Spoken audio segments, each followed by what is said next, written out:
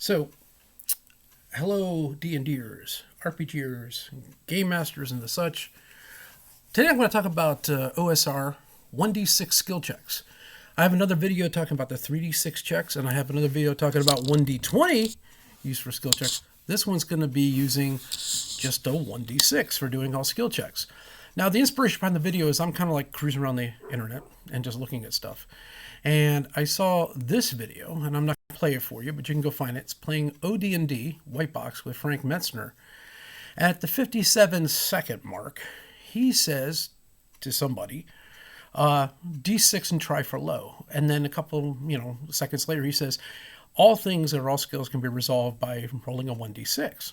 So I started thinking about it a little bit and started to go back through the stuff that I own to see, what's the story behind this, okay?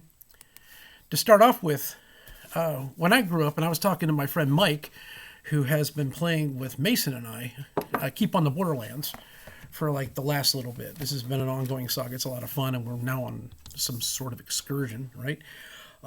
We never did skill checks. Oh, can you jump across this, or can you do that? I don't remember ever really doing them. I mean, he said the only time there were skill checks is when, and that's his picture showing here, a thief was involved. He had a specific set of skills that he can do, and you rolled percentile dice to find out whether or not he was able to accomplish his task.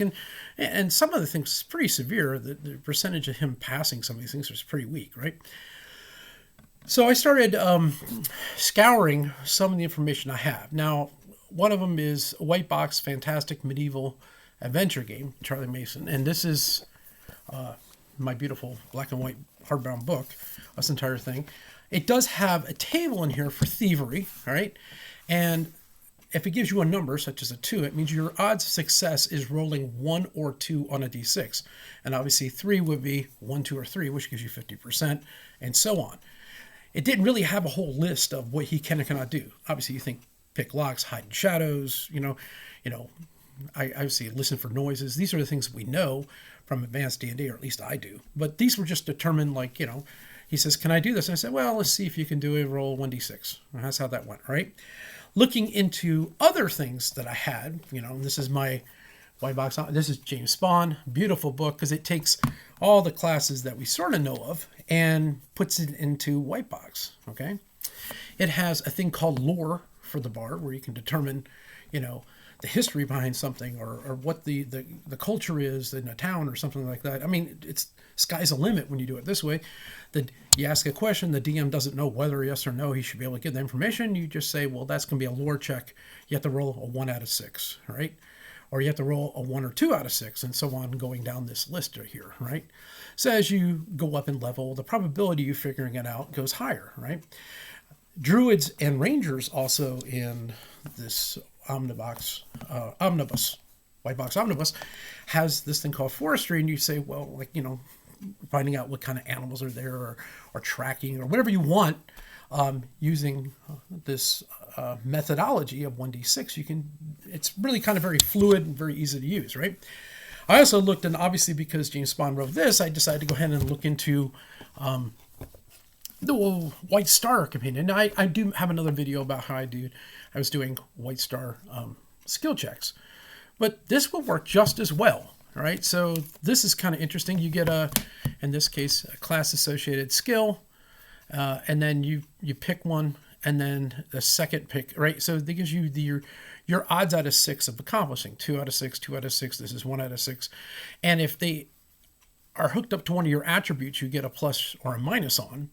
You would add that to as well. So if you're really strong and you have a +1, or in my case, my team, if they have a 18 or 17, I give them a +2, you would add that to see whether or not you can accomplish your goal. All right. So this is kind of a nice way of having skill checks, all right, and seeing whether or not, you can accomplish something that's just not been thought of. The second thing is there's also a level for advancement down here. So at level 4, at a level, I guess that's 8, you get either another skill or something improves by 1. Now, like I said, this may not be for everybody, and that's why I'm kind of just going through it, just talk about it. So let me just talk about the general thief skills. These are the ones, this is a mix between, I say, Swords and Wizardry Complete and advanced D&D. I kind of just came up with this table. You're able to use it, not use it, I don't care. Like I said, all the skill checks right here it's a 33% chance of accomplishing it if you're a thief, right? So it's essentially 2 out of 6, okay? Now, I also have a weird thing with some of these things is that you get to add your dexterity modifier to these things. And I think it's kind of been expressed. I know it was in advanced D&D. You get certain things based on your dexterity. In this case, like I said, my spread is not just +1 or -1. Mine goes to +2 down to -2. You get up to a +2. So therefore, if you're really, really like at a dexterity of 18 and you're a first level thief, let's say you're halfling, I think you would be able to pick a pocket pretty easy. So that's be a 4 out of 6. It's 5 and 6 you would get caught on that, right? As you can see, certain things you improve a little bit on, but you'll never get past 5 out of 6. I like that. There's a problem with the 1d20. If you're an 18 and let's say you get a bonus or something like that, you can never ever fail on a 1d20. You can, if you have an 18 and you're rolling 3d6 under your thing, you actually can never fail. This at least gives you a chance or probability of it going wrong, which makes the game quite more interesting, you know? If it was just a given thing, you would never have to roll. People like to roll dice. People like chance. This is kind of a weird way of feeling like you're at Vegas, I guess, in a board game, right? Or actually, non-board game. It's tabletop, okay? So I took this thing, and this is going to be slightly modified. You're going to find out from something else I was reading online, or I'll indicate that in a second. So my stat scores go 3 to 4. You're poor at what you do. It's a -2. Let's say your intelligence is 3. Your ability to read something is going to be pretty bad. It's not going to work. You give it to someone else to do, right? If you're between 5 and 8, you're subpar. Between 9 and 12 is the average. So you get no bonus, but you don't get no minuses either, right? 13 to 16, it's better. Your +1 is good. And 17 to 18 is +2. And this was actually kind of lifted and augmented from Stars Without Number. I think their 18's a +2 and everything else, 13 to 17's +1. So I know I took it from something and changed it, but I like it. It gives the odds of rolling a 17 or 18 when you're doing 3d6, because my characters are all rolling 3d6. It's really hard. They're not dropping the lowest or anything. So this makes it a little more fun if you get an 18 or a 17, you know. So here's their chance modification. If it's a normal thing, it's 50-50, right? And so if it's 50-50, however, you're above average, you have a 66% chance of passing it. Does that make sense? And if you're really good at something, it's a normal thing, you have a high probability of passing it. And obviously, defining normal, challenging, hard, and severe heroic is going to be on the next one. This is where it gets a little weird. So if something's really, really hard, okay, and you're average, you're not going to be able to do it. However, if you're excellent at something, let's say you have a dexterity that makes it's like an 18, you get a +2 on it, and you're going to go up a tightrope that's been greased. It's severe. You're not going to be able to do it. It's a 0 out of 6, but I have a +2 because of my dex. All right, now it's 2 out of 6. Okay, so you get a third chance. So this kind of works. And let's say something that's heroic. Amazingly, I'm going to swing from the chandelier, then grab the candle. And when I grab the candle, I'm going to slide across the thing and then light this thing that's going to now blow up this thing. And you're like, wow, that's crazy. That'd be a heroic check instead of -1. My dexterity is 18. Okay, +2. That means you get a 1 out of 6 of doing this. Even then, it's, like one of these things, you have to be really, really good. And most of the time, if they fail, it should be something really horrible if they fail. That's when the dungeon master has to adjudicate a result where is it worth the risk kind of thing. That makes it sort of fun. All right. Now, these right here, I'm gonna admit I took it from this thing called Mazrian Garden Blocks. I just found this online. I was looking, and in fact, I said simple D6 for doing skill checks. They're talking about a different game entirely. But he has -1, 0, 1, and +2 for Supreme. But he doesn't have a -2. That's why mine's a little different from that. He does have it going up. I think when I roll, we just played this in the game the other day. It's easier to think of. You have to roll. 1 is always a success. Skill checks are always down. That's kind of one thing we were playing. And it just felt artificial rolling up. It just was really confusing. So if I have a 1 out of 3 chance, or a 1 out of 6 chance, or 3 out of 6 chance, I would say 1, 2, 3, right? So... And I think the other guys were doing that too. So we kind of said, let's just change that, make it better. So this is kind of lifted from him, the definitions that we have back here. All right. So you can read this if you like, but basically easy, you should be able to do it. It's actually, in this case, I'm saying it's a 50-50 chance if you're normal, right? And then, actually, no, easy, I said, actually, I put easy at 50-50. It's just when you have a problem is when you don't have any things going on. So actually my rating is a little different than theirs, but that's okay.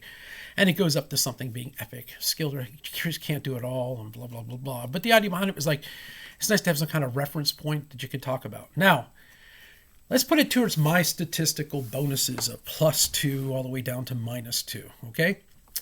So if you have a normal activity, all right, someone with a -2 has a 1 out of 6 chance of, let's say, doing it. Let's say you're going to go walk across some edge somewhere and you feel like, well, I think everyone should do a skill check on this thing. That's a 50-50 whether you fall in. But this guy's really clumsy. Let's say his dexterity is like 3, all right? So you're kind of like, well, being honest, it's a 1/6 of a chance that you're not going to take a dive, right? So you can do that. And here it's like, if you're sort of slightly below average, it's a 2 out of 6.